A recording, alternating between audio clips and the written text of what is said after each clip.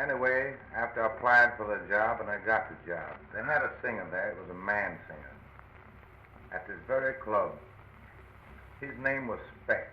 I don't remember his first name or his last name. I don't think I've ever heard either one of his names, with the exception of Speck. Speck had a rough or terrible voice. I had a bad voice myself, very bad, but not as bad as Speck's. But Speck's was a real favorite. He used to sing some kind of a song about the doctor's application, what's good for you. That meant something about food. Tell all about the different foods. When you had different diseases, that was good for the different diseases, was the food.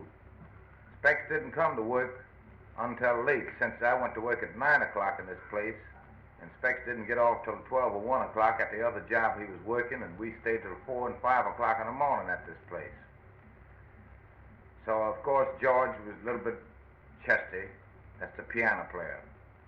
Because all the girls was around trying to make eyes at him, and he's a fairly nice-looking fella, and he was known to be the best in town, and I thought right away if he was the best in town, I thought it was very, very, very bad.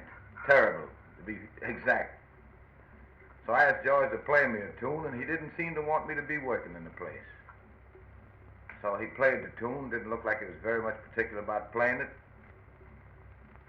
I told him, I said, well, one of these tunes he played, I said, you don't play that right. So I'd like you to have a little more pep in this thing here because it helps me out a little bit. He says, well, if you don't like the way I'm playing it, play it yourself. Not knowing that I could play. I said, well, okay, if you don't play my tunes right, you don't have to play them. I can play them myself. He said, there's the piano, play it. So I got up and I played the tunes, and where I told him the mistakes were, he found I was really telling the truth. I don't remember the tune that I played at that time, but it was some popular tune, and he couldn't play it correct. Immediately he had a great big broad smile on his face. Seeing that I was superior to him, he wanted to make friends with me. Of course, I didn't object. We got to be friends right away.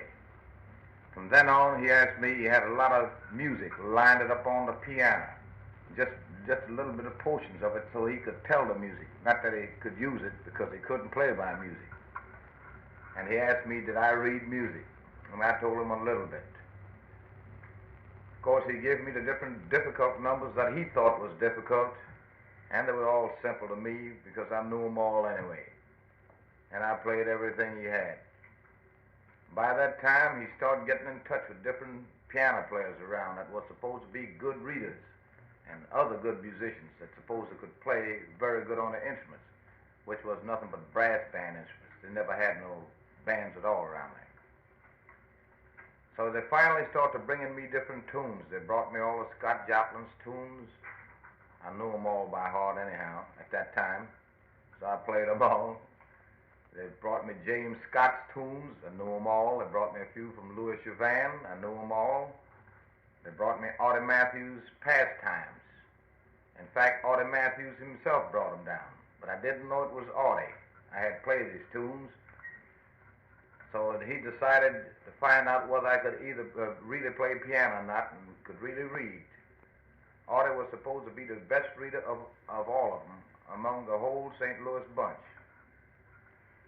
So Audie brought me down some light operas, such as Humoresque and things like that. Well, I knew them all anyway.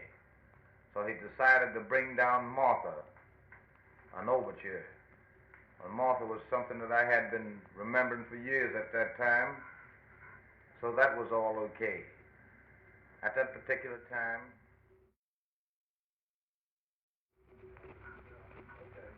as I said, they brought me a lot of light operas, including Miserere from El Travator and so forth and so on like that.